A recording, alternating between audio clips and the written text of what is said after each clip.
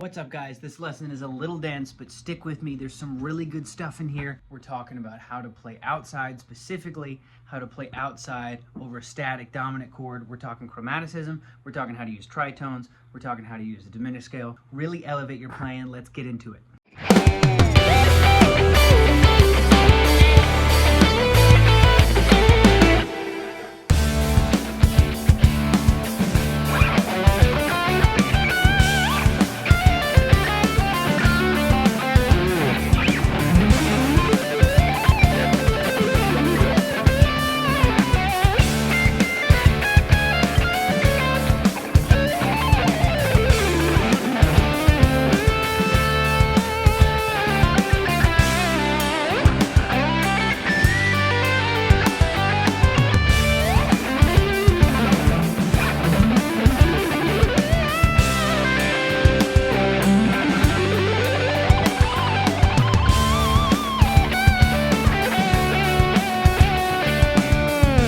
Hey guys, today we're talking about how to play outside, breaking out of the pentatonic box, and specifically how to play outside over dominant 7 chords. Now, breaking outside of the pentatonic box is a little bit of a buzzword these days. Everybody seems to want to do that. I'm not convinced we fully used the pentatonic scale to its fullest potential. I definitely haven't, and a lot of my practice time is still dedicated towards all that Eric Johnson-y stuff. I think most people have not gotten everything out of that they possibly can. But it's still good to think outside of those boxes, especially when we have harmony like dominant 7th chord that allows us to do so many things. So, as you saw in that little intro video, there's a lot of stuff you can do that feels way outside. Some of these methods are going to feel more outside than others, but that's a good thing.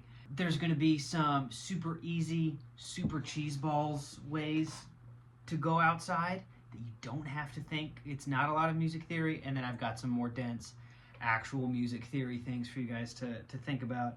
The easiest way to play outside is just approach the licks that you already know from a half step away, right? So where normally, if you're in D minor pentatonic, right? I know you guys know this. D minor pentatonic. We're playing over a D7 chord. That's probably where most of you are going to default to. Rather than just playing that minor pentatonic scale, approach it from a half step away. Let's approach it from a half step below. Ooh, and then we could end half step off. It's a major third in this case, so it's very happy, but it is outside of the pentatonic scale.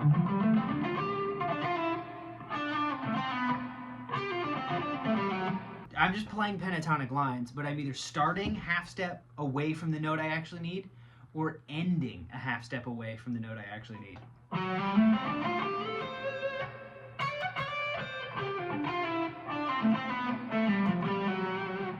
You hear that? There, that's approaching and then ending.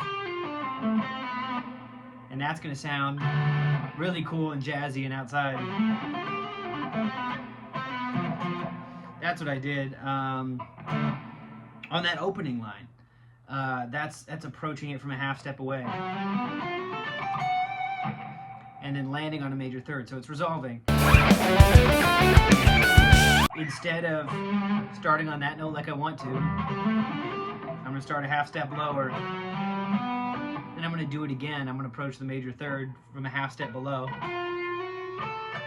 And then that right there, that's just the chord, right? Third, 5, root. That's just the chord, right?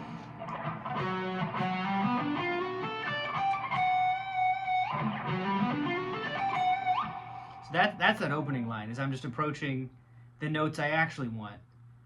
I'm just starting a half step lower than I'm supposed to.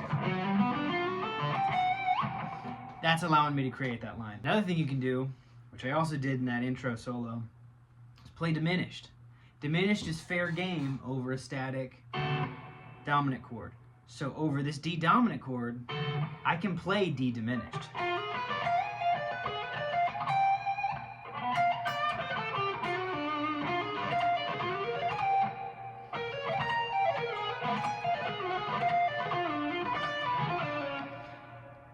Cool, right? So if you know your diminished arpeggios, I'll give you a couple right here.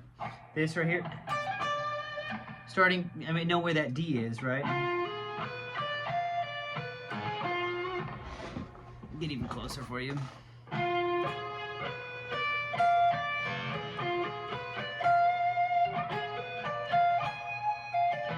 It repeats. It's the same shape. Diminished arpeggios repeat every minor third, which is going to be every 3 frets, right? So now that you know it right there, kind of fitting into your pentatonic box, using that as kind of your home base. Up 3 frets.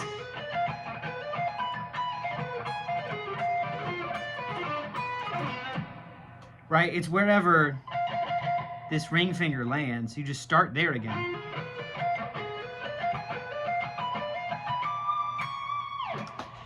Cool, right? So I can play that over a static dominant chord. Right, and I did that in the intro part where I was soloing. Okay, that's wacky, but it's diminished. So you're hearing that. Cool, right?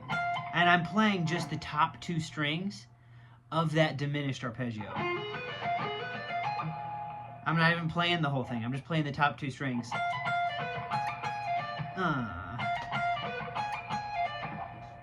Kind of wacky, kind of cool. And then I resolved it.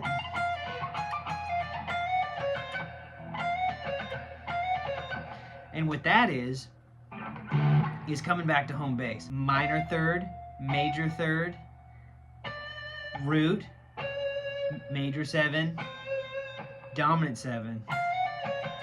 That is forcing you to hear this chord.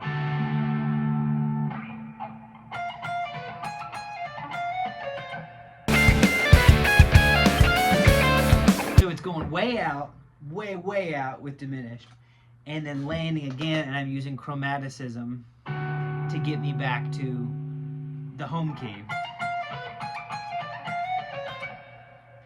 Super slick, right? Here's another kind of techie music theory one. You play a triad starting on a tritone away from your parent key. If you don't know what a triad is, it's 1, 3, and 5. It's how you make a major chord. 1, 3, 5. 1, 3, 5. There's your 1, 3, 5 in D. If you don't know what a tritone is, it's just 6 half steps away. It's this really nasty interval that sounds like this. It's an interval created by playing 2 notes 6 half steps away from each other. It's really easy to find. It's the same note as that flat 5 we were talking about earlier. Tritone, flat 5, sharp 4. They're all the same thing. If you hear somebody use that terminology, that's what it is. This particular interval has its own name because it's so nasty. So now, what we do is we play a triad from the root, and then we play a triad from the tritone.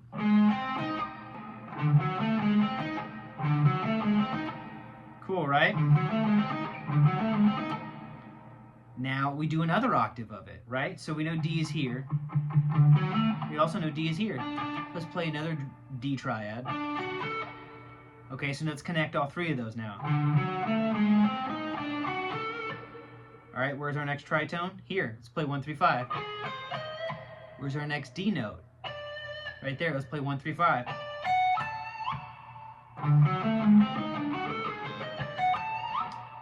Ooh, slick, right? Trippy, way outside over this chord. Pretty slick. So you can play that lick as is. It's gonna get people's attention. You can play it just like that. I was using that because I'm familiar enough with it to visualize the beginning of that first kind of fast ascending lick. Here's the full lick.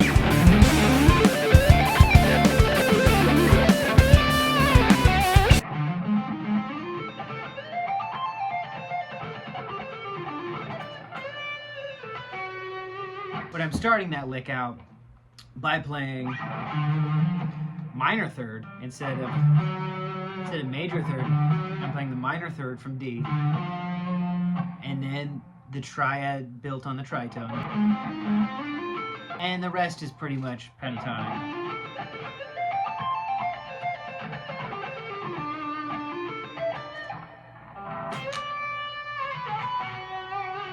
And landing on the major third.